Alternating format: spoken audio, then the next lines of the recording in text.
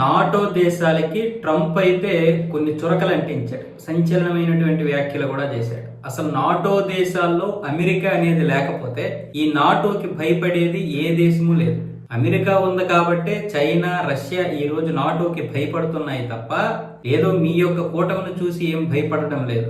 అయినా సరే నేను మాత్రం నాటోకి ఏ సమయంలోనైనా సరే సహకారం చేస్తాను. కానీ అమెరికాకి కష్టం వస్తే మాత్రం నాటో సహకారం చేస్తుంది అనేది అనుమానంగానే ఉంది అంటూ ట్రంప్ అయితే ఈ వ్యాఖ్యలు చేశాడు. ఎందుకంటే ఒకవేళ గ్రీన్లాండ్ మీద గనక దాడి చేస్తే నాటో 2 ముక్కలు అవుతుంది అని కొన్ని దేశాలు అయితే స్పందించాయి. అందులో డెన్మార్క్, ఇటలీ, పోలాండ్, ఫ్రాన్స్ ఇలా దేశాలన్నీ స్పందించాయి కదా.